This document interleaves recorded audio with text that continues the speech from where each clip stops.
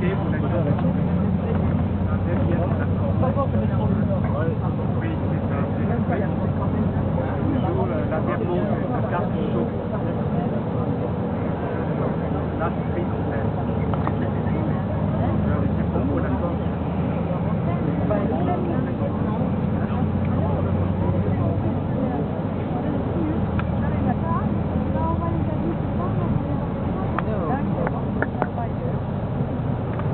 On a chaud ou bien on a froid, je sais plus. Hein. Devant j'ai chaud, peut-être dans le fond vous avez froid. Non? 这个空调可以关小点点。它太冷了，后面太冷了。关了，这温度你可以调高2度了。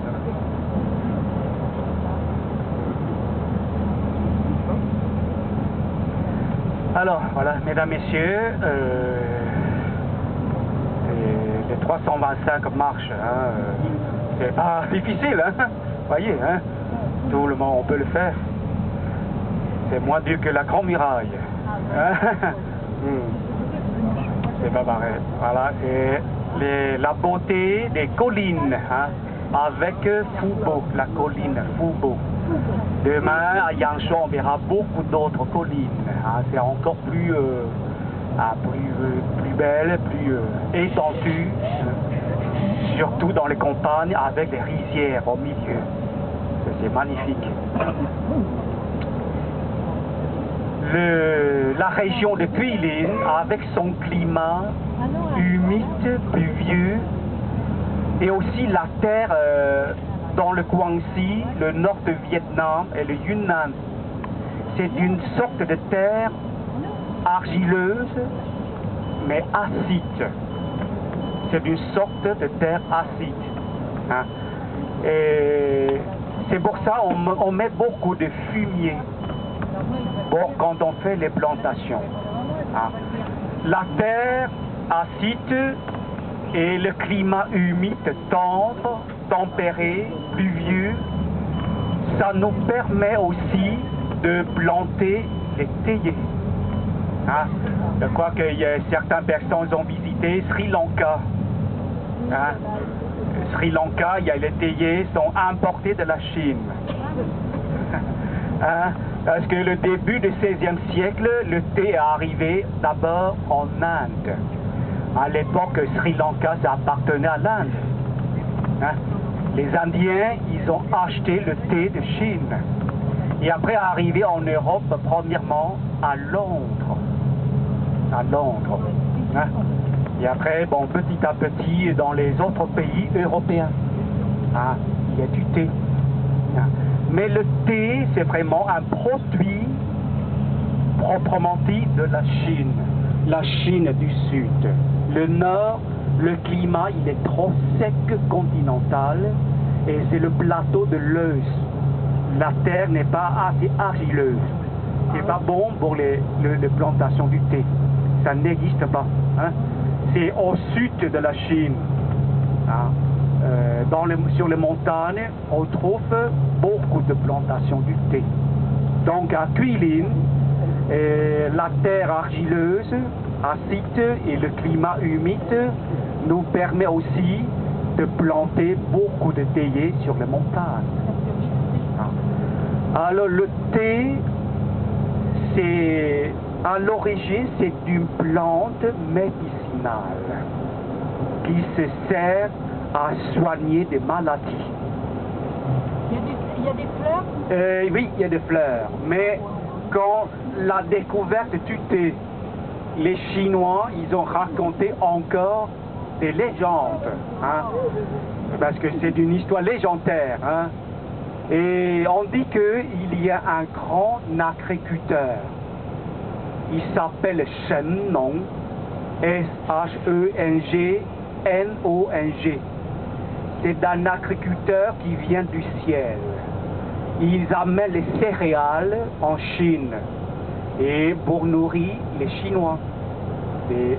Du riz, des blé, des maïs, hein, des millets, des sorgho, hein, les céréales.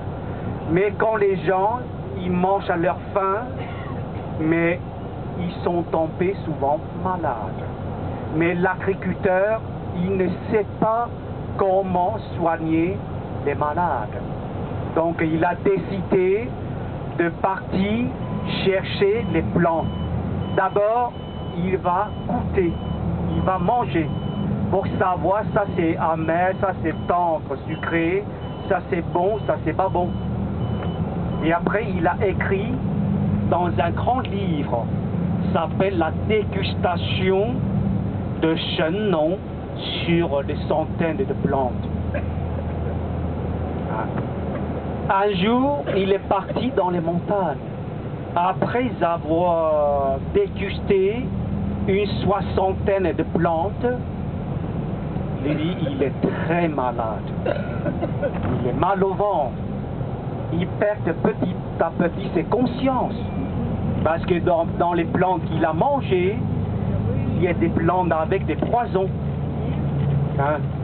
Il y a des toxines. Il perd petit à petit sa conscience, hein? Sa lucidité.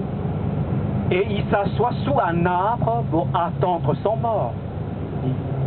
Mais tout d'un coup, un grand vent fort soufflait, quelques feuilles tombent au-dessus de son nez, avec un parfum agréable.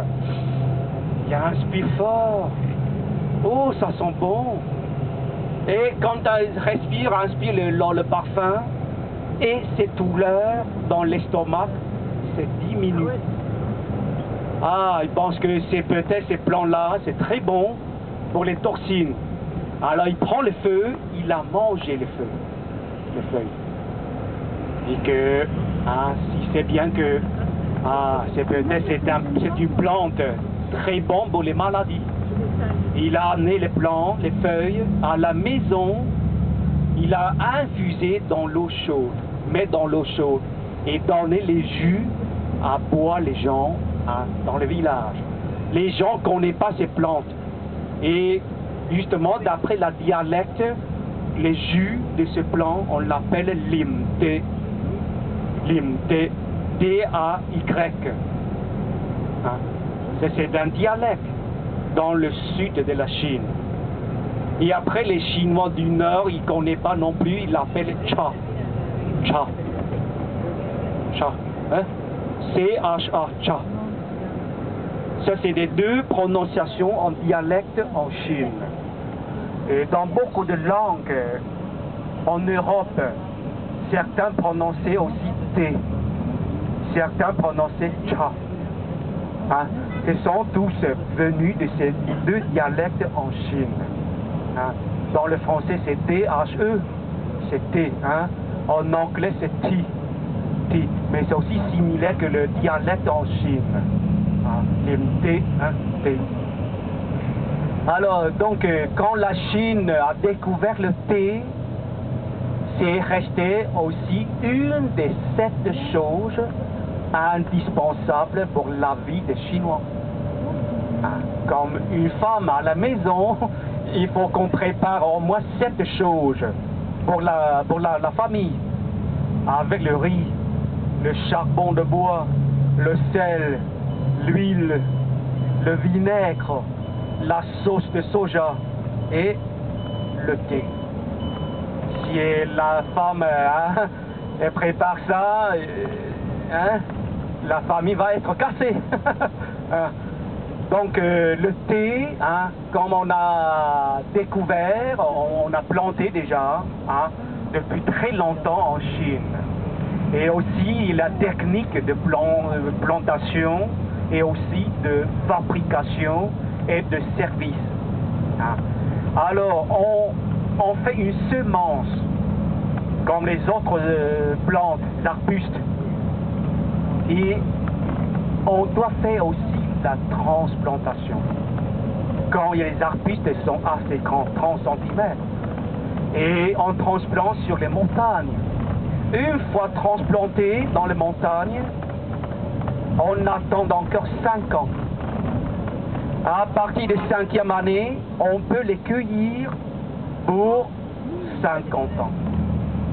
sur le même théier. 3 fois par an. Printemps, l'été et l'automne. 3 cueillettes. Maintenant, en fait, on est en train de faire la première cueillette. Parmi les 3 cueillettes, la qualité est très éloignée. Il y a des gens qui se rouspèrent un peu ce midi. Dans le restaurant, le thé n'est pas très bon. Hein?